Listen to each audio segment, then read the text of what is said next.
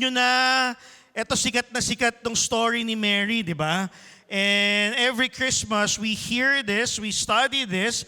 Probably we even watch this in different TV shows, nakikita natin sa social media. So in this week, we're going to unwrap more the story of Mary. Ano bang experience niya nung first Christmas? How did she experience the story of God in her first Christmas? And hopefully, as we see the story of Mary this Christmas, hopefully we can relate, hopefully we can learn a lesson today. So can you please all stand? We're going to read God's Word. We're going to unwrap the story of Mary, something unlikely, something unusual.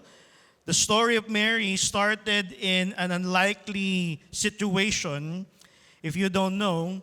So we're going to look at Luke chapter 1. Okay, Luke chapter 1, verse 26 to 38. All right, let me read to you. I don't have it flash in the screen, but I want you to open your Bibles. Luke 1, verse 26 to 38. Right, it says here, in the 6th month, the angel Gabriel was sent from God to a city of Galilee named Nazareth, to a virgin betrothed to a man whose name was Joseph of the house of David. The virgin's name was Mary, and he came to her and said to her, "Greetings, O favored one, the Lord is with you." But she was greatly troubled at the saying and tried to discern what sort of greeting this might be. And the angel said to her, "Do not be afraid." Can you say that to the person next to you? Do not be afraid. Mary, you have found favor with God, and behold, you will conceive in your womb and bear a son, and you shall call his name Jesus. He will be great and will be called the Son of the Most High, and the Lord God will give to him the throne of his father David, and he will reign over the house of Jacob forever, and of his kingdom there will be no end. And Mary said to the angel, "How will this be, since I am a virgin?" And the angel answered her, "The Holy Spirit will come upon you, and the power of the Most High will overshadow you. Therefore, the child to be born will be called Holy, the Son of God. And behold, your relative Elizabeth, in her old age, also conceived a son, and this is the 6th month with her who was called barren." Verse 37, "For nothing will be impossible with God." And Mary said, "Behold, I am the servant of the Lord. Let it be to me according to your word." And the angel departed from her. This is the word of the Lord. Can we just pray? Lord, we thank you for your word. Lord, thank you because this next 4 stories all throughout this Christmas season, Lord, we are going to unwrap these stories. And Lord, may we find you in these stories. Lord, in this character, may we find truths to help us whatever we're going through this Christmas season.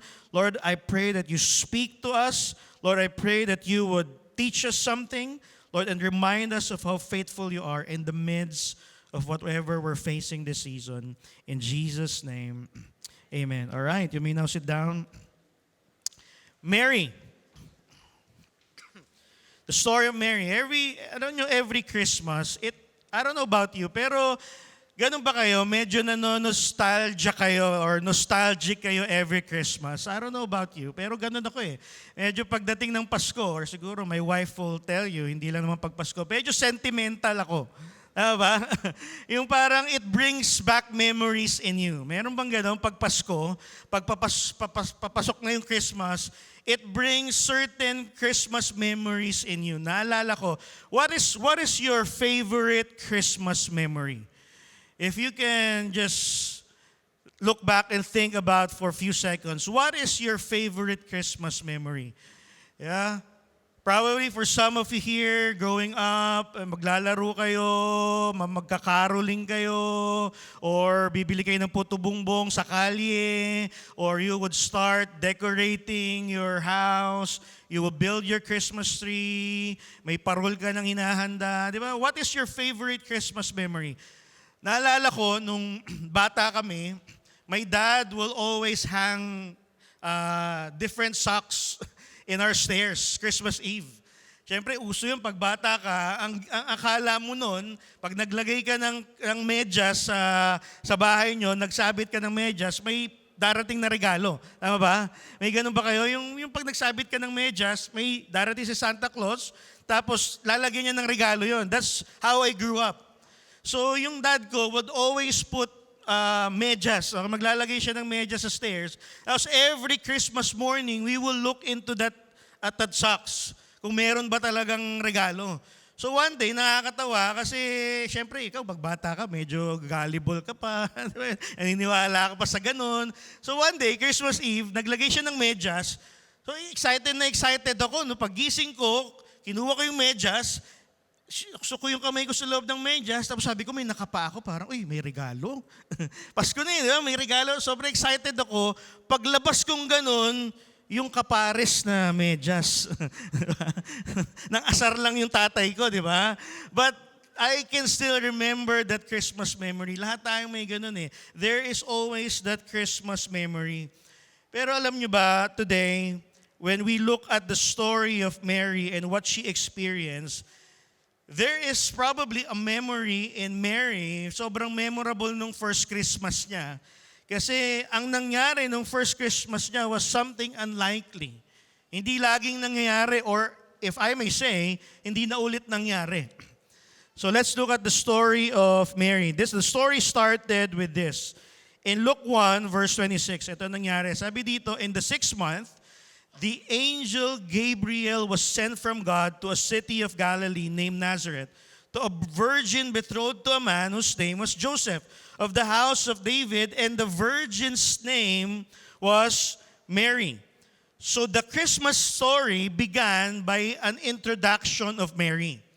So si Mary daw, simple lang buhay niya. If you look at the context of this, she was just living a quiet, simple life. Some scholars believe she was a teenager during this time. Tahimik ang buhay niya, nananahimik lang siya sa bahay nila. She was probably doing some chores. And then suddenly, an angel appeared to her. Makikita rin natin actually sa Matthew 1 verse 18. Sabi sa Matthew 1 verse 18, now the birth of Jesus Christ took place sa ganitong way, in this way. Sabi dito, when his mother Mary had been betrothed to Joseph, before they came together, she was found to be with a child from the Holy Spirit. So Mary was probably living his usual life. He was probably doing his usual chores. And then suddenly, an angel appeared. Tapos, let me just focus on that word. Sabi dito sa Luke, sabi ulit dito, Mary, during this time, he was betrothed. Everybody say betrothed. Let me just explain what that means. Because in her story, etong betrothed na concept na to ay napaka-importante. Pag sinabing betrothed sa Bible, hindi siya parang engagement lang. Okay, some people get engaged. Sino dito engaged kayo? Na-engage kayo this year? Meron ba?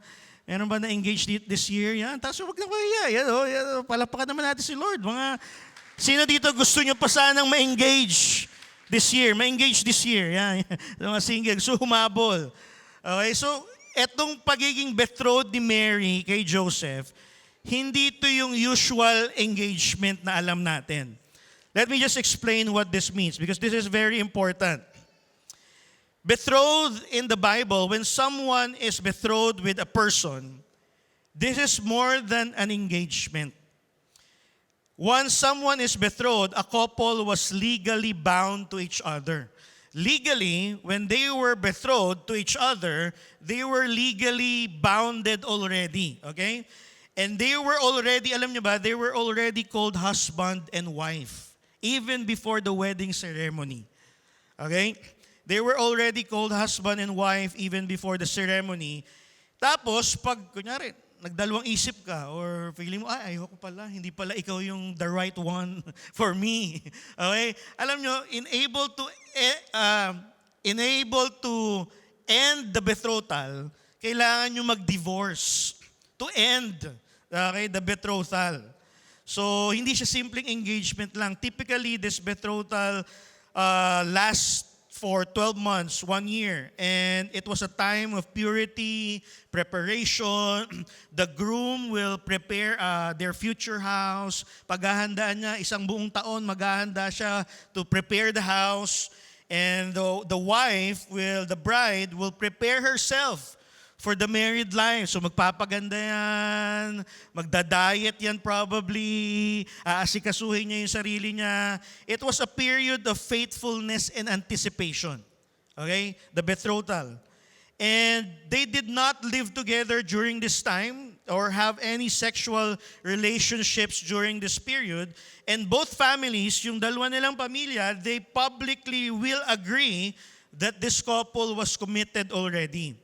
And alam nyo ba din, pag yung dalawang tao are betrothed together, infidelity during this time was considered adultery already. Okay? Infidelity was considered adultery already. And after 12 months, 1 year, after the betrothal year, the groom will go to the bride's home with a joyful procession, take her to their new home na prepare niya, and the marriage will be finalized with a ceremony. So why am I saying this? Why am I taking time to say this and explain this? We have to, ganun ba tayo, pag nagbabasa tayo ng Bible, sana minsan ini-imagine natin kung ano talaga yung itsura ng mga character sa Bible. And during this time, Mary, that was the situation of Mary. He was betrothed to a guy named Joseph. Okay? Betrothed siya sa isang lalaki, ang pangalan Joseph. And then the Christmas story started. So they were betrothed, seryoso na yung relationship nila. They were probably having plans already. Sa ganito sila ikakasal. Ito yung mangyayari sa kanila. And then suddenly, something unlikely happened. Verse 28, sabi dito, and the angel came to her and said, "Greetings, O favored one. The Lord is with you." So imagine mo, Mary was doing these usual things in her life, and suddenly an angel appeared and grinit siya. Sabi, "Greetings, Suy, Mary." Grinit niya si Mary. So anong nangyari, nag-meet sila, nag-greet, and hindi nyo pa napapanood. Nag-meet sila, nag-greet at nagbayan. Sino napanood nyo na yun? Hindi ko pa gusto ko sana panoorin eh. Nayayaya ko si Pastor Christian eh. So nag-meet sila ng angel. The angel greeted her, but the greeting was probably unlikely for Mary. So sabi dito, the angel came and said to her, "Greetings, O favored one, the Lord is with you."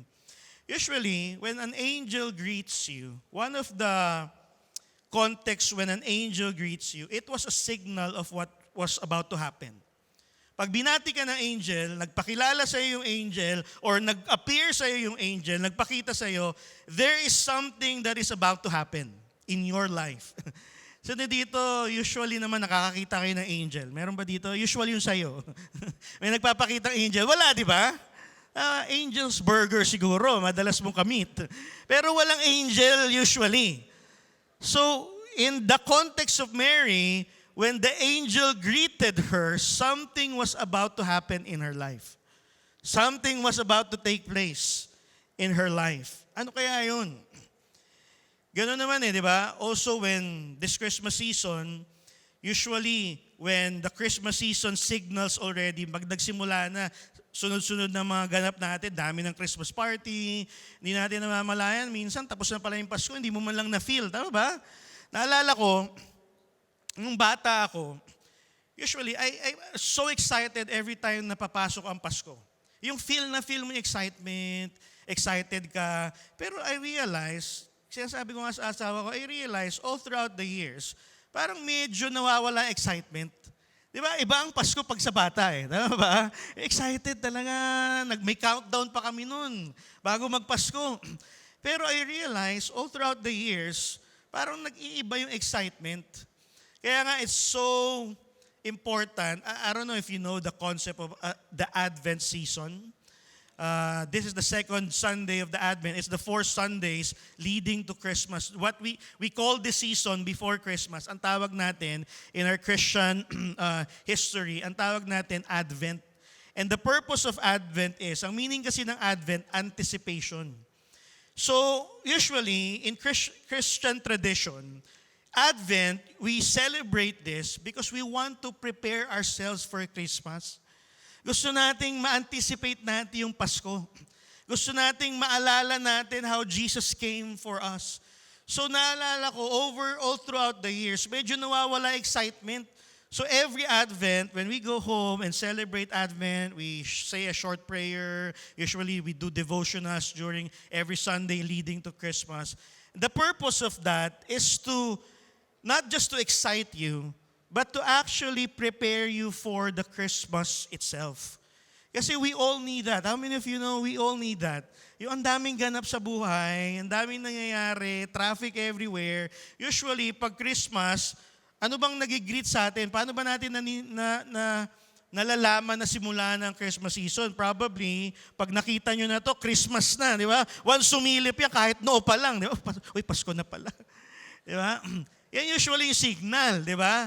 Or, probably pag napansin nyo nang may mga Christmas decorations na sa mall, usually, it signals na, uy, Pasko na. Christmas na. Or Christmas rush na naninibago ako sa Manila. Kasi wala pong masyadong mall sa probinsya. Kawawa naman eh. So kami, excited kami pag pupunta sa mall. Kaso, yung excitement minsan na natatabunan ng frustration kasi ang daming tao. Like, last Monday, we went to a mall, sobrang siksikan, nagpunta. Ewan ko ba kung anong naisip namin, sa dami-dami ng pwedeng puntahan, nagpunta pa talaga kami sa Gateway Mall. Kasi sabi ni Pastor Christian, napakaganda daw doon. Bagong renovate. Saka napakaganda, siksikan, di mo na kailangang maglakad, itutulak ka na lang eh. Parang, uy, nasa entrance na ako ah. Sobrang siksikan sa Gateway Mall, punta kami, medyo parang, ano ba to? Ano bang ginawa natin? Ba't tayo nagpunta dito? But we were there. The Christmas rush usually signaled the start of something. But also, hindi lang Christmas rush, but also, kanina sabi ni Pastor Christian, Christmas traffic. So hindi dito na traffic kayo kagabi. Talagang grabe, uminit ulo nyo.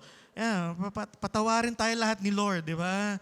Yung sobrang traffic, yung usually 30 minutes lang, nagiging 4 hours, 5 hours. Sige ba, sana nagbagyo ka na lang, di ba?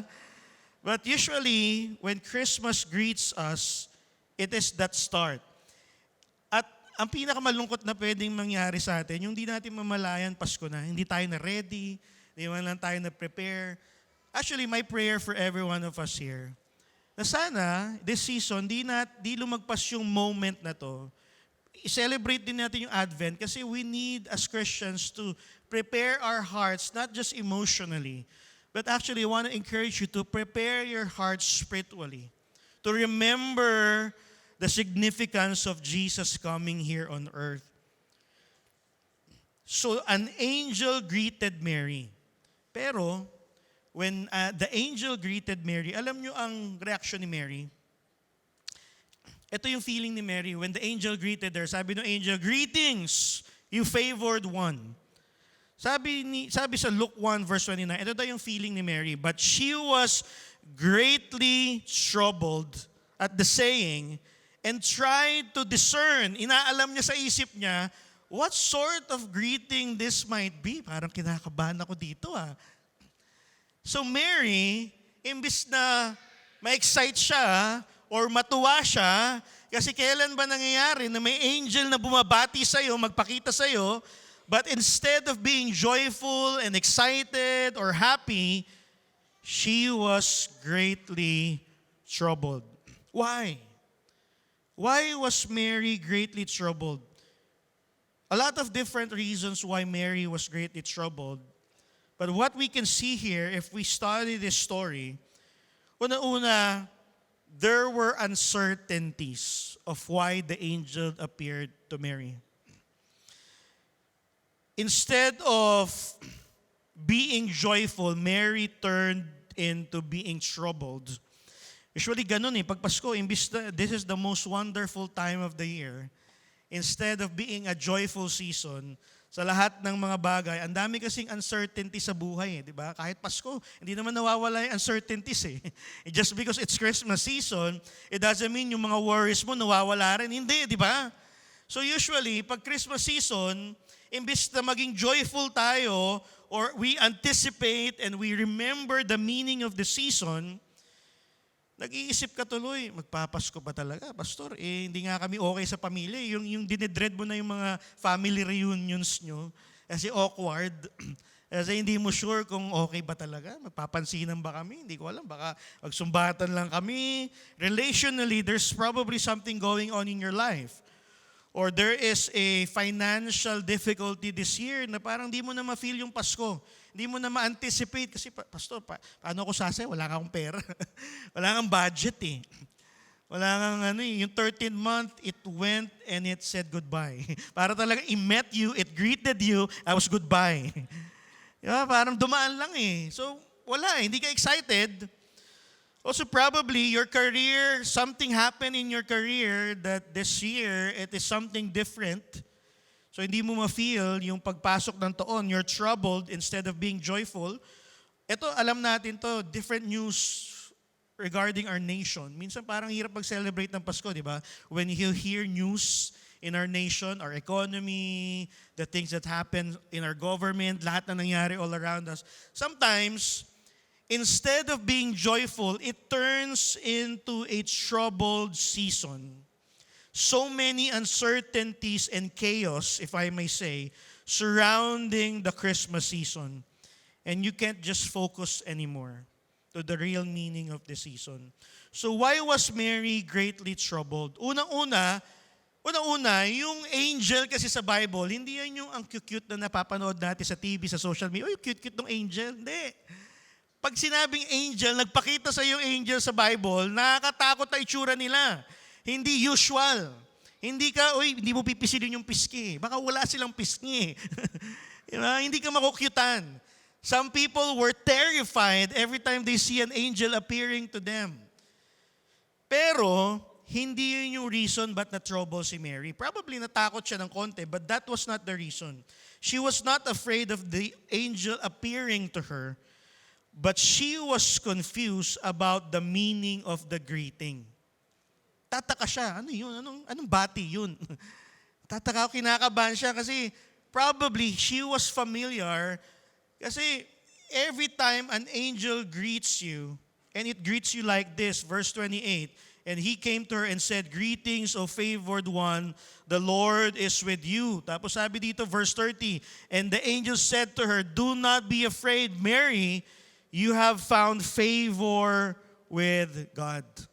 In the scripture, no ordinary person ever receives a greeting like this. It's not usual that an angel will greet you.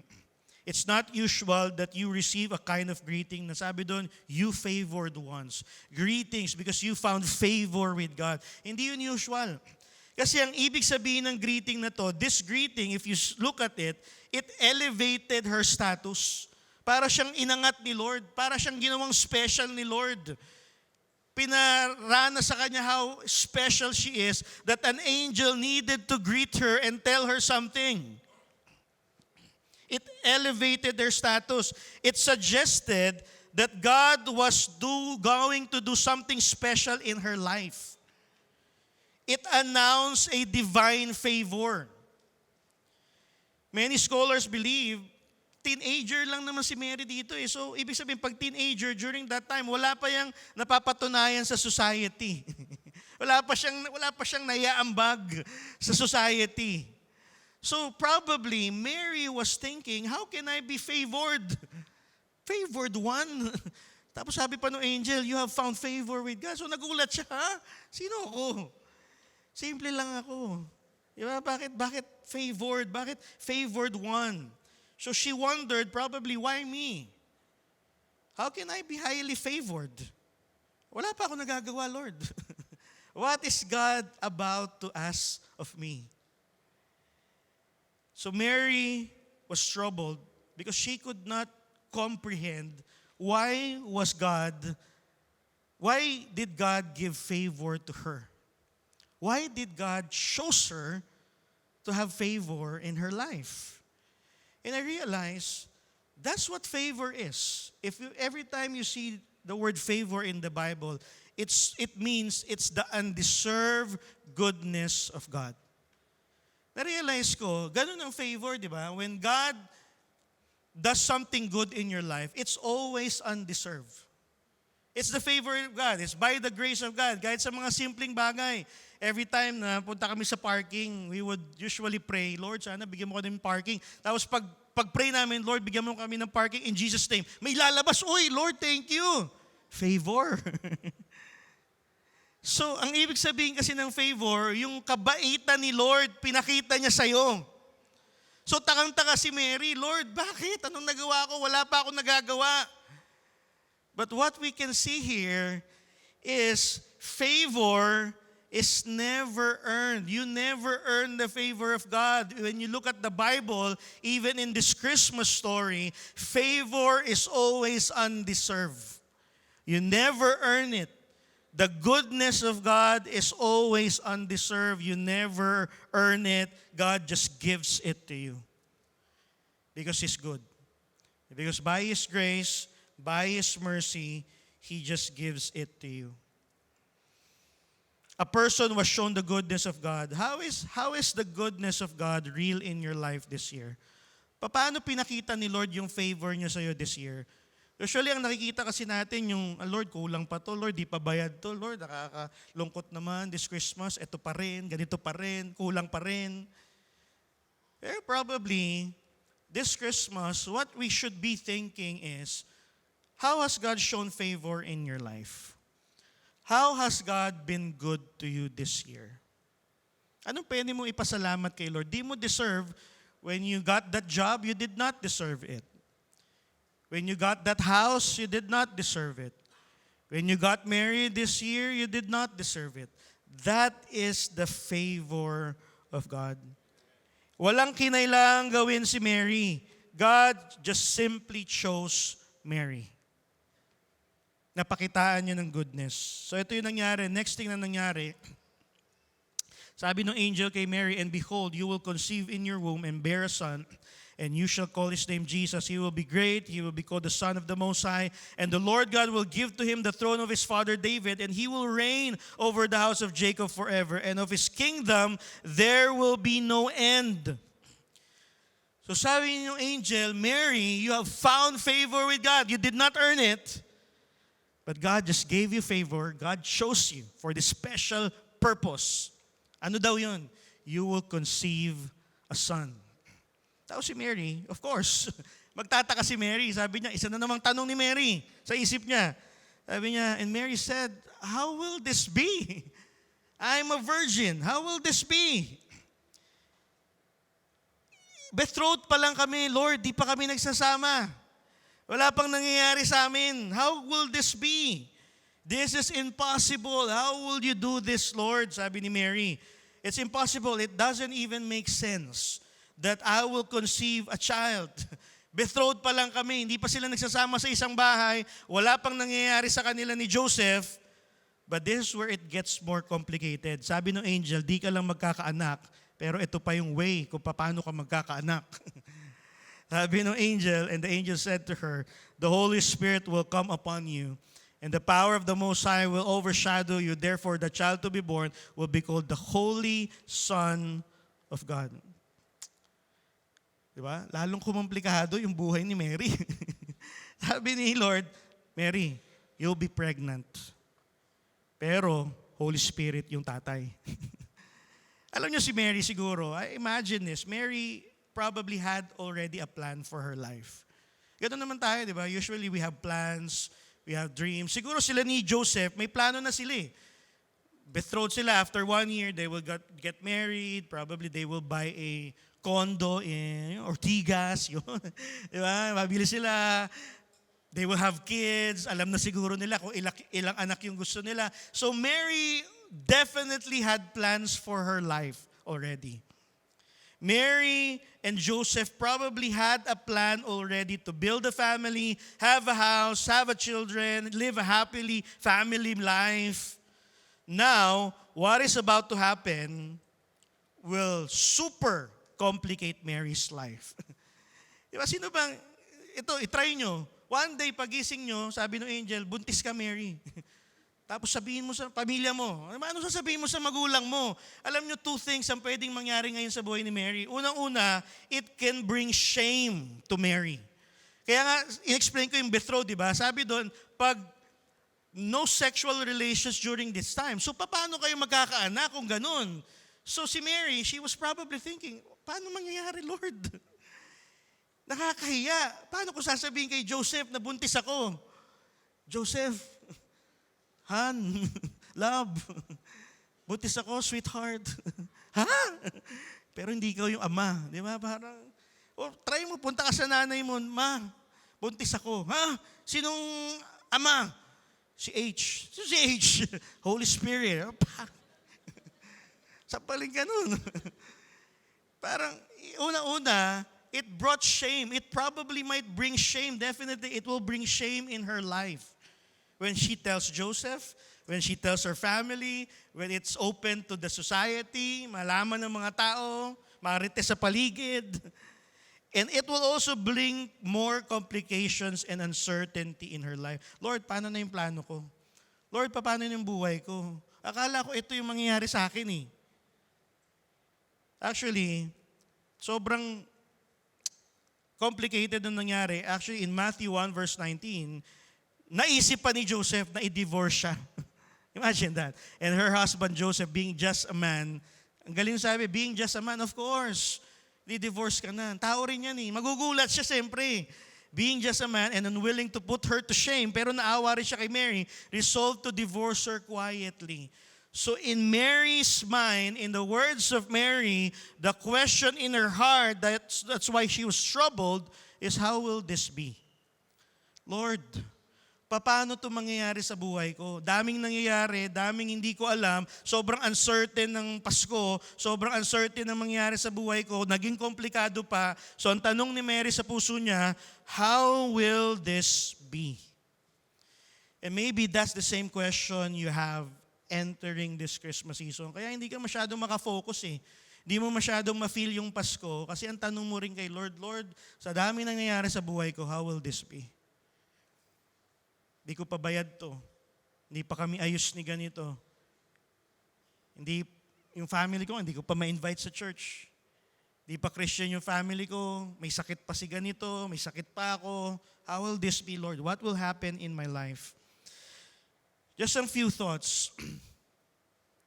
This Christmas story reminds of us these truths. And hopefully these truths will encourage us, just like Mary. Even in the midst of trouble and uncertainty. Ito yung tandaan natin. Unang-una, the Christmas story reminds us that even in the midst of uncertainties and chaos in our lives, God always has a plan. Kahit gaano pa kagulo ang taon mo, ang buhay mo ngayon, kahit daming nangyayari, di mo na maintindihan anong mangyayari, how will this be? Even in the middle of chaos, even in the middle of uncertainty, dami mong hindi sigurado, dami hindi tapos sa buhay mo, dami mong wish kay Lord, dami mong prayer kay Lord, dami mong plano, dami mong dreams. Even in the midst of uncertainties and chaos in our life, Christmas reminds us that God always has a plan. Laging may plano si Lord. Kahit di mo maintindihan, kahit di mo makita, God always has a plan. Ang tanong, are we willing to trust and submit to His plan? It's not a question if God has a plan. Every time there's chaos in your life, it's sure that God always has a plan. Lagi may plano si Lord. Di mo lang nakikita anong mangyayari. Hindi mo pa nakikita paano ma-fulfill. Hindi mo pa nagigit sa ngayon. Even in Mary's life, what's certain is that God always has a plan.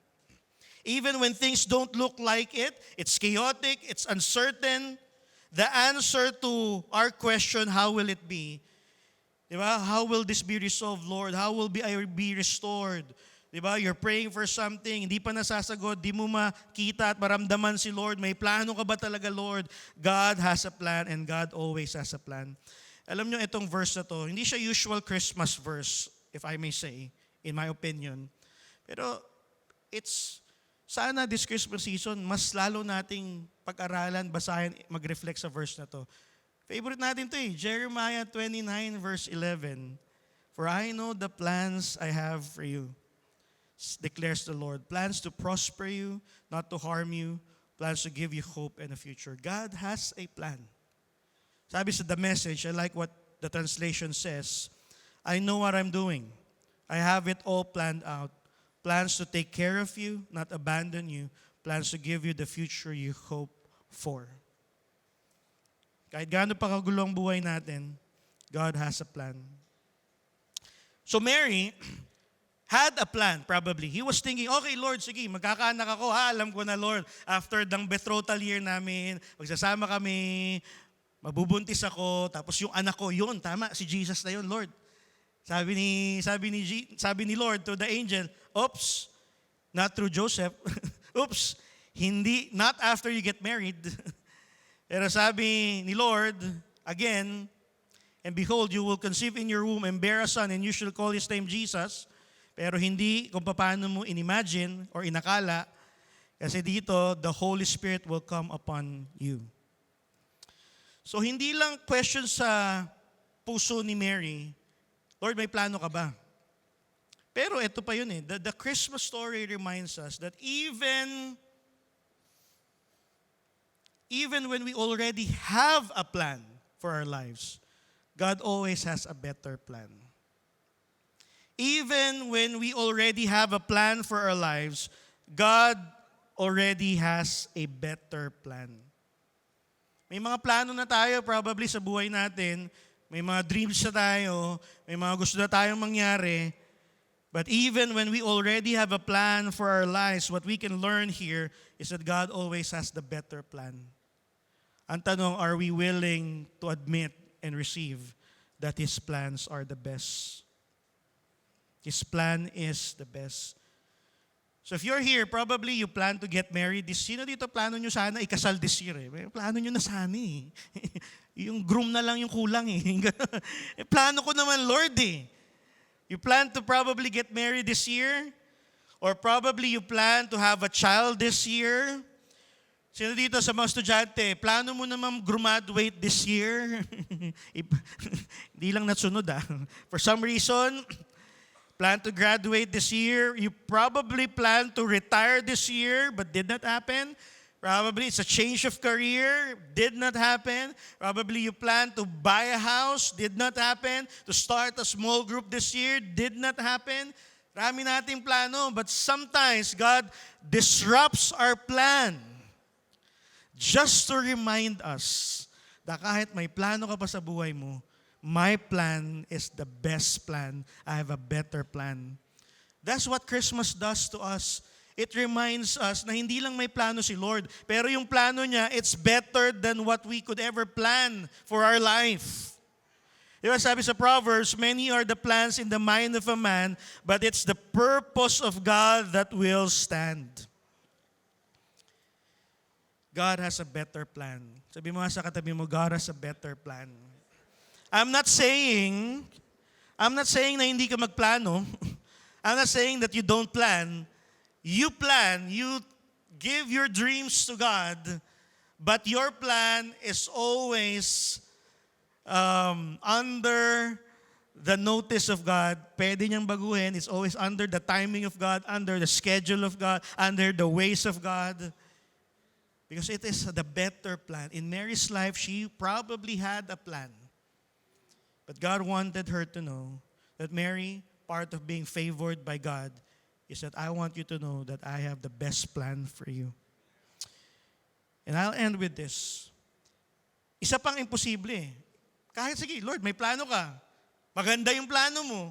Pero Lord, sobra imposible yung plano ata.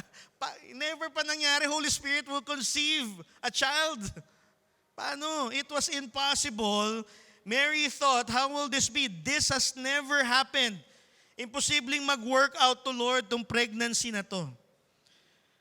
But if there's anything that God wants us to know, that even when things seem impossible to work out, nothing can stop God's plan for us. Even when things seem impossible to work out, nothing can stop God's plan for us. The question is, walang makakapigil sa plano ni Lord sa buhay mo, no matter what. Nothing can ruin the plan of God for your life, no matter what. The question is, are we willing to submit and obey to His plan?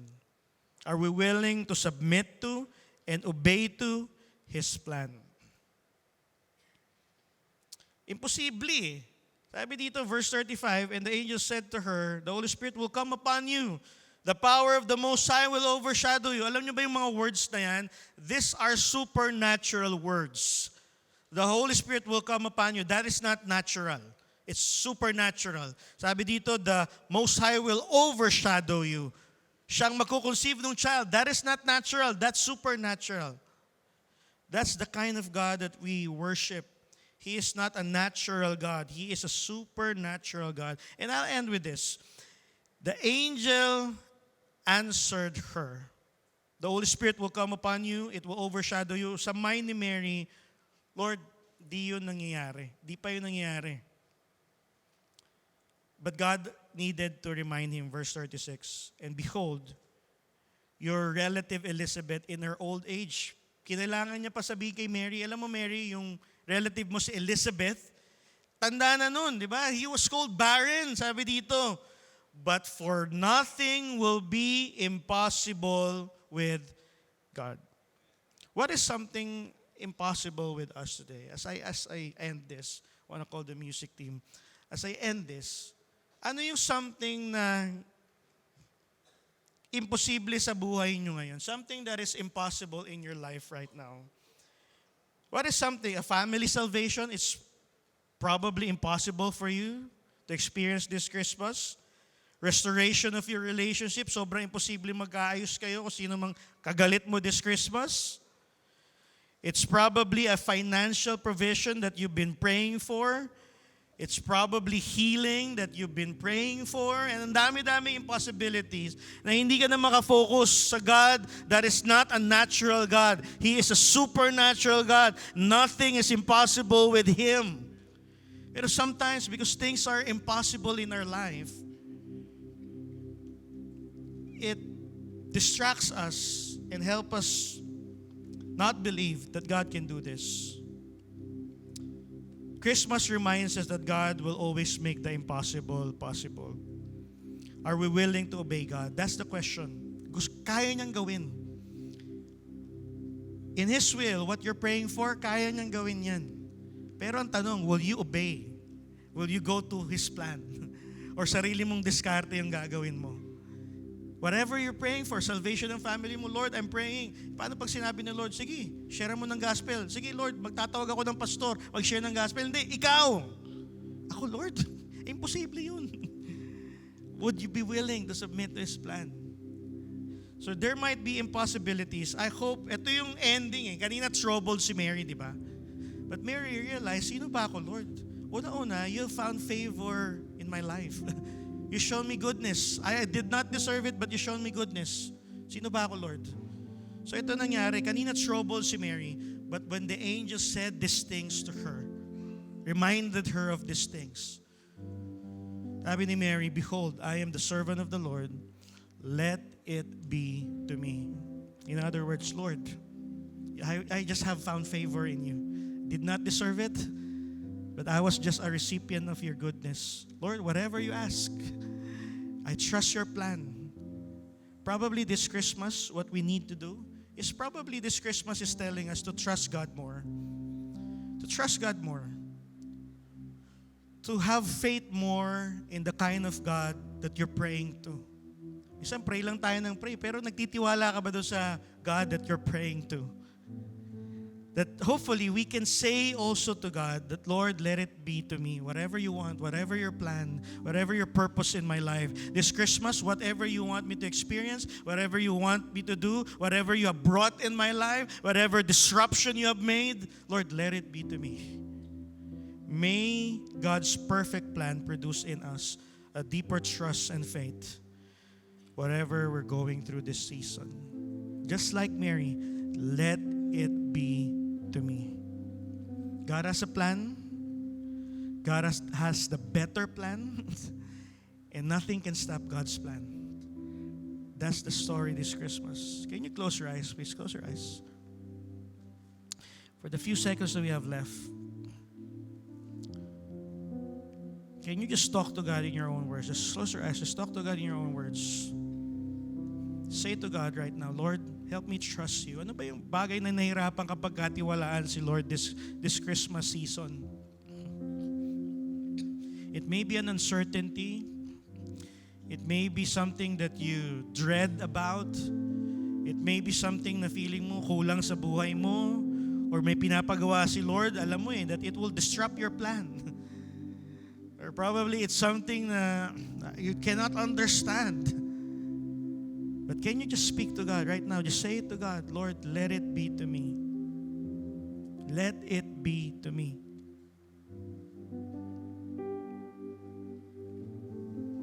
Lord, speak to us. Speak to us, Lord. This Christmas season, if there's anything that we want this Christmas season to bring, Lord, bring us a deeper sense of trust and faith. If that's your prayer, can you lift your hands? I'll pray for you. Just lift your hands. Lord, I pray for these people. Lord, ang ending ng story ni Mary, He humbled herself.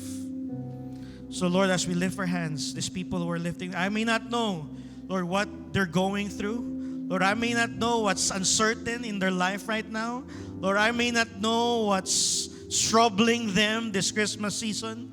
But Lord, just like Mary, when the angel greeted her, when she found favor with God, Lord, it created greater faith, greater trust. Lord, we trust you. Let it be to us according to whatever you want. Lord, these hands are raised as a posture, as a symbol that we surrender to your plans. Can you say it to God? Lord, I surrender my plans to you. Lord, do your work, do your plan. In Jesus' name, amen. Palakpakan natin si Lord.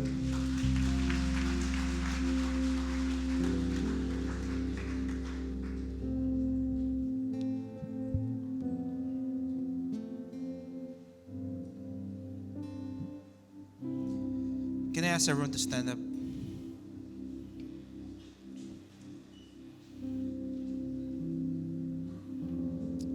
How many of you here appreciate that message of Pastor Kyle?